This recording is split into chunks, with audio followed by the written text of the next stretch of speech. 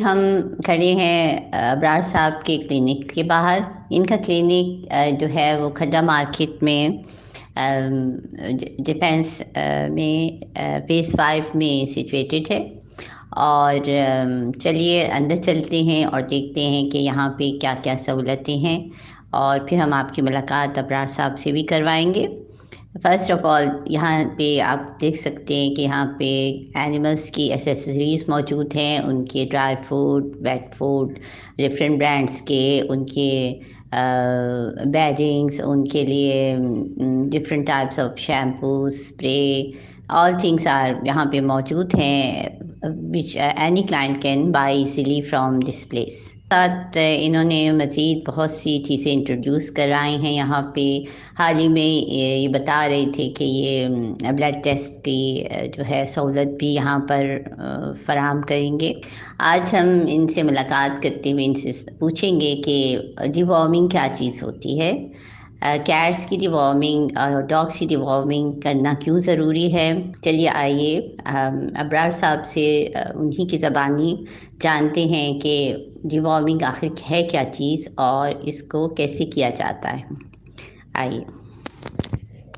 तो my question from his is that कि ये डिवॉर्मिंग क्या चीज़ है और ये क्यों ज़रूरी होती है। बिस्मिल्लाहिर्रहमानिर्रहीम, अस्सलाम वालेकुम एवरीवन।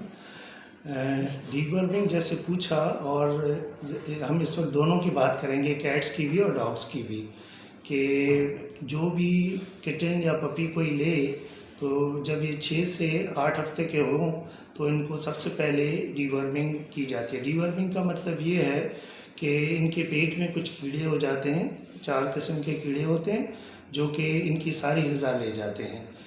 और उसके बाद जब आप सोचने की बात है कि जब आपको ग़िज़ा प्रॉपर नहीं मिलेगी तो आपका हेल्थ भी अच्छी नहीं होगी कैट की या डॉग की, और उनकी स्किन कोट की क्वालिटी भी वो नहीं रहेगी। तो इसलिए डिवर्मिंग हम लोग शुरू में एडवाइस करते हैं, 1 डोज 2 वीक्स के बाद रिपीट करते हैं। उसके बाद फिर हम कहते हैं कि जब तक लाइफ है तो आप उसको एवरी 3 मंथ्स डिवर्मिंग करते रहें। आप अपने वेट से पूछें जो भी मेडिसिन अवेलेबल है उनके पास, जैसे इस्लामाबाद में कुछ और है, कराची में कुछ और है, हैदराबाद में कुछ और है, तो वो वेट ही डिसाइड करेगा बॉडी वेट के हिसाब से कि उसका डोज कितना होना चाहिए।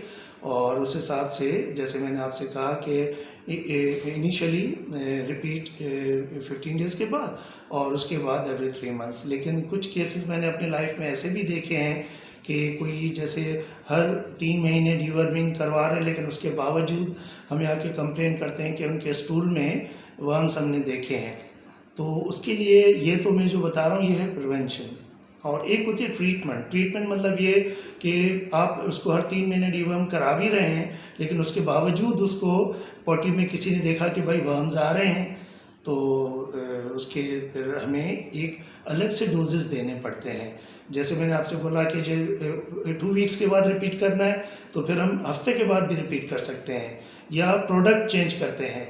क्योंकि देखिए हम लोग तो यहाँ जो भी वेट्स हैं अपनी क्लिनिक पे बैठे हुए हैं, डिफरेंट प्रोडक्ट्स आती हैं, तो अब ये ज़रूरी नहीं है कि जैसे आपके पास 4-5 कैट्स हैं, 4 को सूट कर गया वो, 1 को नहीं किया, तो ये भी हो सकता है। या कंपनीज डिपेंड करता है, बहुत अच्छी कंपनी की मेडिसिन भी किसी को सूट नहीं करती है और लोकल कंपनी की सूट कर जाती है। एक छोटा सा एग्जांपल दूंगा, यहाँ पे एक साहब थे, उन्होंने एक टिक पाउडर बनाया डॉग्स के लिए, तो लोग कह रहे हैं अरे ये तो कराची का है, यानी कि जैसे हम लोग का होता है, हम लोग बस हमेशा कहते हैं भाई ये बाहर की चीज़ें तो अच्छी होगी। लेकिन हुआ ये कि उन्होंने हमारे जो यहाँ के लोकल टिक्स है ना, मैं एक मजाक करूँगा कि वो हमारी तरह ढीठ है तो उन्होंने फार्मूला ऐसा बनाया कि वो हमारे टिक्स उससे मरते थे। उसका नाम था Johnson tick and flea powder. और अभी तो उनको जॉनसन साहब खुद, उनका नाम था जॉनसन और हमारे वो क्लाइंट भी थे, लेकिन फिर उनकी वो डेथ हो गई, फिर उनके बच्चों ने इस बिज़नेस को नहीं चलाया। तो ये नेसेसरी नहीं होता है कि भाई ये अमेरिकन अगर कोई दवाई है तो वो 100% इफ़ेक्टिव होगी और यहाँ की नहीं होगी। आजकल एक और इशू चल रहा है बिल्लियों में कि भाई फ्ली का हाई सीज़न चल रहा है। अब फ्लीज़ के लिए और फ्ली जब बाइट करती है तो पेट में कीड़े डालती है, ये याद रखिए। अभी हमने उसको डिवर्म किया हुआ है, अभी 3 महीने नहीं गुजरे हैं, लेकिन अगर फ्ली ने आके उसको काट लिया तो वो फ्ली ने पैदा किए हैं कीड़े, तो इसका मतलब है we have to do the deworming dose at that time. तो ये भी ज़रा नोट करने की बात है कि फ्लीज ना हो। और आजकल फ्लीज इतनी ज़्यादा है, अब उसके लिए हमारा जो तजुर्बा है, सबसे अच्छी प्रोडक्ट जो है वो शॉर्ट है, फ्रांस की है। तो उसके अल्टरनेट मैंने पर्सनली फ्रंट लाइन स्प्रे का जो एडवांटेज है, एक तो इफेक्टिव बहुत है, प्लस सेफ। इससे सेफ दुनिया में कोई भी प्रोडक्ट नहीं है, चाहे आप अमेरिकन ले लें, ब्रिटिश ले लें, जर्मन ले लें। हमारे पास इन दिनों में काफ़ी कंपनी आई कि ये हमारा फ्ली स्प्रे यूज़ करें, ये बड़ा अच्छा है, बड़ा सेफ है। मैं खुद कह रहा हूँ, मेरा अपना है कि हमने बिल्ली को किया और उनको हमने बताया कि भाई फ्रंट लाइन तो पता ही नहीं कब आएगा, और एक्सपेंसिव भी बहुत हो गया है, बहुत से लोग अफोर्ड भी नहीं कर पा रहे हैं बिकॉज ऑफ द डॉलर, उसकी कॉस्ट 3 गुना ज़्यादा हो गई है। हमने कहा चलें ये 1000 का है, अगर ये चल जाता है तो हमारे क्लाइंट्स की हेल्प हो जाएगी, तो बिल्लियों का भी ज़रा भला हो जाएगा।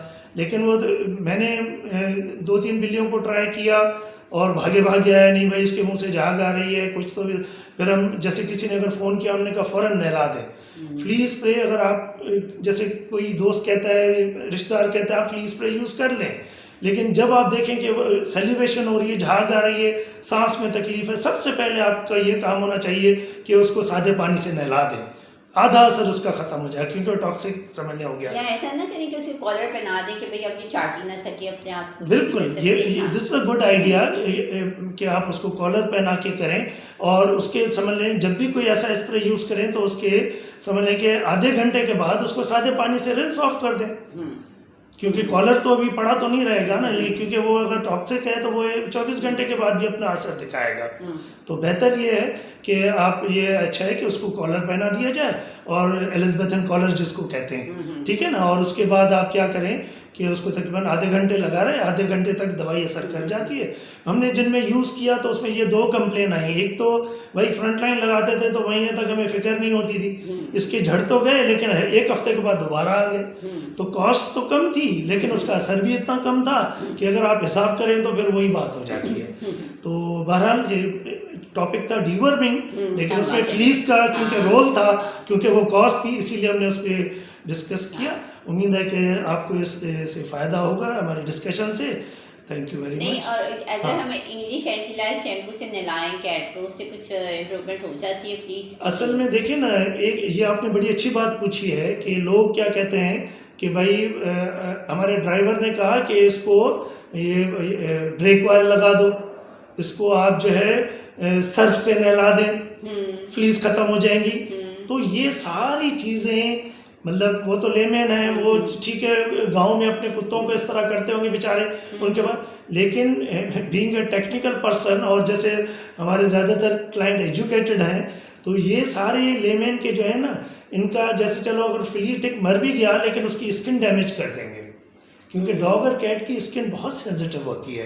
इवन हम तो इतना मना करते हैं, जैसे फॉर एग्जांपल लोग अपने डॉग को या कैट को जो ह्यूमन शैम्पू है उससे नहलाते हैं, तो कंप्लेंट्स आना शुरू हो जाती हैं, इसके बाल झड़ना शुरू हो जाते हैं, इसकी स्किन में इरिटेट, क्योंकि देखें जब हिस्टोपैथोलॉजी करें तो इनकी स्किन 10 टाइम्स थिनर है कैट की, हमारी इंसान की स्किन से।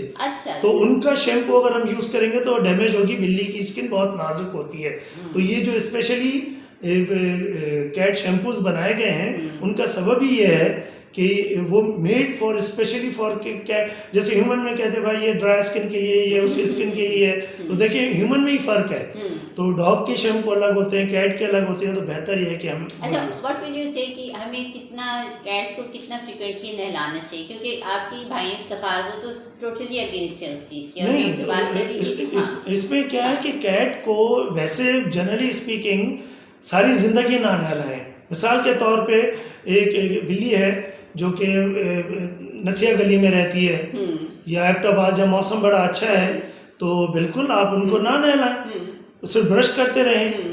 इवन कराची में भी हम ये कहते हैं कि भाई जैसे भी इतना हॉट मैं वेदर आपकी है। बात काट दूं कि मैं जब भी ये रिकमेंड करती हूँ सब हक्के बक्के रह जाते हैं, जी। क्योंकि मेरी कैट्स तो नहाती नहीं, सालों में कहीं नहाती है तो बिल्कुल। सब। और फिर मैं एज फैक्टर बताती हूँ कि जी मेरी 11 साल की है, एक 10 साल की है।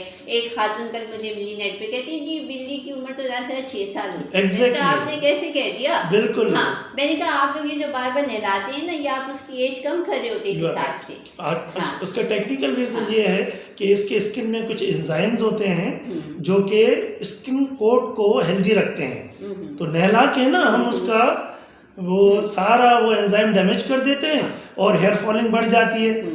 हेयर फॉलिंग बढ़ेगी, साइकोलॉजिकली डिस्ट्रेस में चली जाएगी बिल्ली और इससे लाइफ शॉर्ट हो जाएगी। और एक और वजह भी शायद मैं ये समझती हूँ कि उसका बॉडी टेम्परेचर लो होता है, फिर बिल्कुल। उसका इम्यून सिस्टम भी बिल्कुल इफेक्ट बिल्कुल होता है। ये सारे तो हाँ। देखें, लोग अक्सर मेरे पास आते हैं ना, कहते हैं हम बिल्ली को नहलाए तो हमें मार रही है।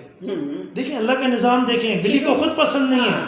अगर ऐसी बात हो तो बिल्ली तो लाइक करे ना कि हाँ मुझे नहला। बहुत रेयरली कोई सुनने में आता है कि हमारी बिल्ली बहुत एंजॉय करती है नहलाने में। हाँ, कुछ है। हाँ नहला। लेकिन बहरहाल जो आपका क्वेश्चन है, यस बिल्ली को नहलाएं ज़रूरत के टाइम पे। जैसे हमारे पास आमतौर पे लोगों की बिल्लियाँ इन एंड आउट होती हैं, तो जैसे भी बाहर गई कि लॉन में बैठी, गंदगी लग गई, ठीक है, घर आ गई, फिर आपके घर में आप हैं, आपके बच्चे हैं, तो वो उनको उठाएंगे, किस करेंगे, या उनके नाखून में कोई इन्फेक्शन लगा स्क्रैच करेंगे, तो जैसे कहते हैं कि इनके नाखूनों में बीमारी है, नाखून में नहीं होती।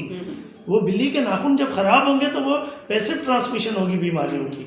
तो वो खुद उसके नाखून साफ है अगर बिल्ली आपके घर के अंदर है। हाँ सही, थैंक यू। ओके।